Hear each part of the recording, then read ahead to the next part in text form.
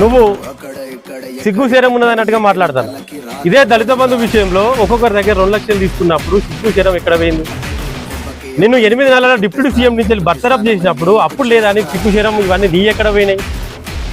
Anganwadi teacher పోస్టులలో ఒక్కొక్కరి దగ్గర 20 మంది దగ్గర డబ్బులు తీసుకొని డబ్బులు వాపసు ఇవ్వకుండా అనేక ఇబ్బందులు పెట్టినప్పుడు నీ సిగ్గుశరం ఎక్కడ పోయింది? గ్రామాలలో ఒక వర్క్ చేయాలన్నా, కాంట్రాక్టర్కి ఏదైనా వర్క్ చేయాలన్నా కూడా కమిషన్ ఇస్తేనే వర్కులు ఇచ్చినప్పుడు నీ సిగ్గుశరం ఎక్కడ పోయింది?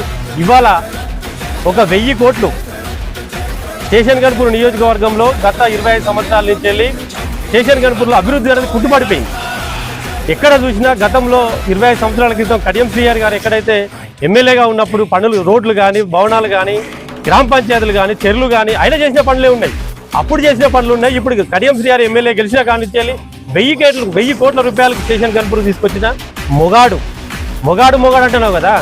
ఒకటే 2 సంవత్సరాలలో 1000 కోట్లు తీసుకొచ్చిన మొగాడు, నీ మిండడు కూడా కడియం శ్రీహరి.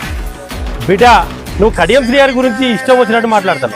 రాజకీయంగా ఏమైనా ఉంటే కడియం శ్రీహరితో మాట్లాడు, అభివృద్ధి గురించి మాట్లాడాలంటే కడియం శ్రీహరితో మాట్లాడు.